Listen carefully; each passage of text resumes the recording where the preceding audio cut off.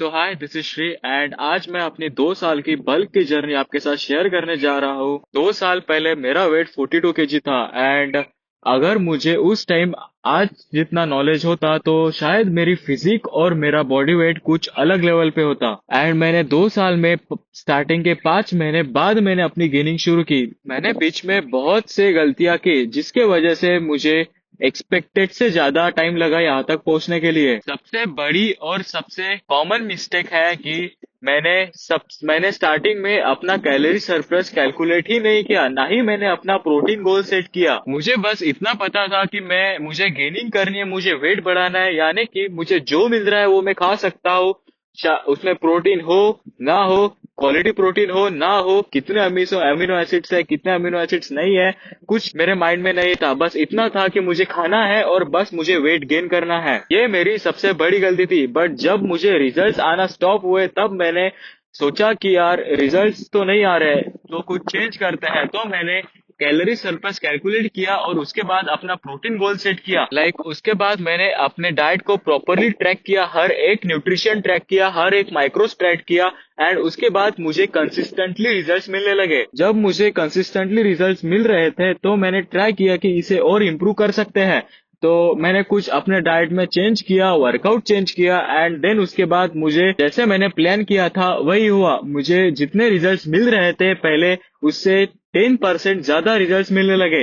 तो अगर आप कोई डाइट पे हो या फिर कोई आप अभी अभी समझो कि एक एग्जांपल से समझते हैं, आप कोई वर्कआउट प्लान किया है एंड उसके बाद आपने एक और उसके वर्कआउट के साथ आपने अपनी डाइट भी प्लान की है और आपको रिजल्ट भी अच्छे मिल रहे हैं। बट आप ये मत सोचो कि इसी रिजल्ट से मैं आगे बढ़ूंगा, 6 महीने हो गए मैं वही कंसिस्टेंट डाइट पे हूँ, मैं वही कंसिस्टेंट वर्कआउट पे हूँ। ये मत सोचो, आप ट्राई करो कि आपकी जो डाइट है आप उसमें और क्या इंप्रूव कर सकते हो। यानी अगर उस डाइट से आपको 100% रिजल्ट मिल रहे हैं तो ट्राई करो कि उसके 110 कर सको।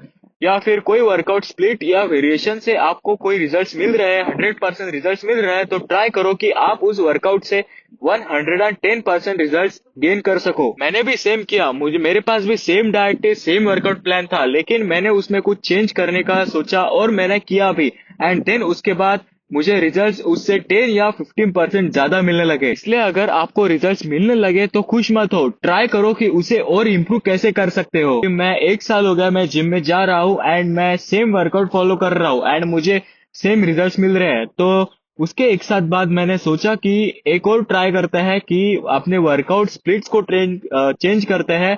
ऐसा भी नहीं है कि यूट्यूब पे किसी का भी देख के मैंने अपना वर्कआउट स्प्लिट चेंज किया। मैंने उसको खुद से डॉक्यूमेंट किया, खुद से सोचा कि ये वेरिएशन से मुझे इतनी एनर्जी लगती है। तो अगर आप एक वर्कआउट परफॉर्म कर रहे हो एंड उससे आपसे रिजल्ट मिल रहे हैं तो ट्राई करो कि उस वर्कआउट को और इम्प्रूव कर सके। मुझे 1 साल हो गया था एंड उसके बाद मैंने अपना वर्कआउट स्प्लिट खुद से डॉक्यूमेंट किया। मैंने चेस्ट डे को डॉक्यूमेंट किया, बैक डे को डॉक्यूमेंट किया एंड उसके बाद आर्म्स डे को डॉक्यूमेंट किया। आप अपने हिसाब से कर सकते हैं, पुश पुल लेग को आप अपनी तरीके से डॉक्यूमेंट कर सकते हैं। ये आप पे है कि आप उसे कैसे या फिर कौन से फॉर्म से परफॉर्म करते हैं या फिर कैसे मसल माइंड कनेक्शन से परफॉर्म करते हैं। ऐसा भी नहीं है कि अगर आप स्टार्टिंग से एक ही वर्कआउट फॉलो कर रहे हो एंड उससे आपको कंसिस्टेंटली बेटर रिजल्ट्स मिल रहे हैं। अगर आपको उस वर्कआउट से बेटर रिजल्ट्स मिल रहे हैं तो आई से कि उस पे ही रहो, उस पे ही कंसिस्टेंट रहो। लेकिन अगर आपको मॉडरेट रिजल्ट्स मिल रहे उस वर्कआउट से तो उसमें जरूर चेंज करो। एंड अगर आपको एक अच्छी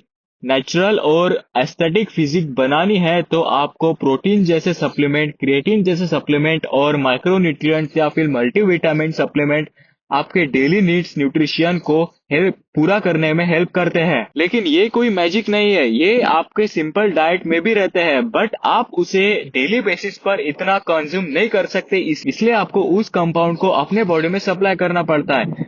बहुत से लोग सोचते हैं कि ये स्टेरॉइड्स है या फिर ये केमिकल्स अपने बॉडी को डैमेज करते हैं। ऐसा बिल्कुल भी नहीं है, ऐसा अपने माइंड में बिल्कुल भी मत रखो। अपने माइंडसेट को स्ट्रांग रखो और ये मत सोचो कि ये स्टेरॉइड्स है या फिर इससे कोई बॉडी डैमेज होती है। अगर आप एक रिकमेंडेड क्वांटिटी में उसको लेते हो तो मुझे नहीं लगता कि आपके बॉडी में कोई डैमेज हो सकता है। एंड यस, अगर आपको नेचुरली एस्थेटिक फिजिक्स बनानी है तो आपको सप्लीमेंट जरूरी है।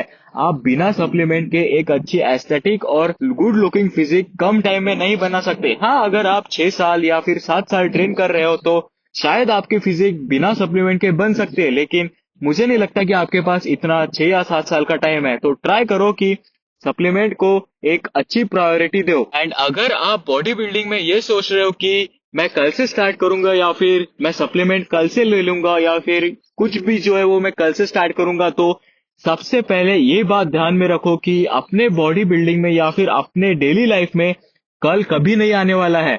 मैं भी यही सोचता था, 1 साल पहले मैं भी यही सोचता था कि कल सप्लीमेंट ले लूंगा, कल पैसे ये कर दूंगा, कल क्रिएटिन ले लूंगा, कल ये कर दूंगा, लेकिन मेरा कल कभी आया ही नहीं। एंड यस, ऐसा भी नहीं है कि आपको लाइक 2 या 3 साल में एक अच्छी एस्थेटिक फिजिक मिल जाएंगी। आपको उस एस्थेटिक फिजिक के लिए, गुड लुकिंग फिजिक के लिए 4 या 5 साल देने ही होंगे। आप उन सा भी वे चूज करो, आपको उसमें टाइम लगेगा ही। अपने आज के डिसीजन पे अपना फ्यूचर बिल्ड करो, that's the motto. And yes, अगर आप मेरा बल्क प्रेप फॉलो कर रहे हो तो आपको पता ही होगा, मैंने शायद 1 हफ्ते, शायद नहीं, मैंने 1 हफ्ते बाद ही अपना डाइट चेंज किया। बिकॉज ये नहीं कि मुझे रिजल्ट्स नहीं मिल रहे थे, मुझे 100% वो पहले डाइट से रिजल्ट मिल रहे थे। बट द थिंग इज कि मेरा माइंडसेट ही ये है कि अगर मुझे उस चीज से 100% रिजल्ट्स मिल रहे हैं तो मैं ट्राई करूंगा कि मुझे उस चीज से 110 या फिर 115% रिजल्ट्स मिले।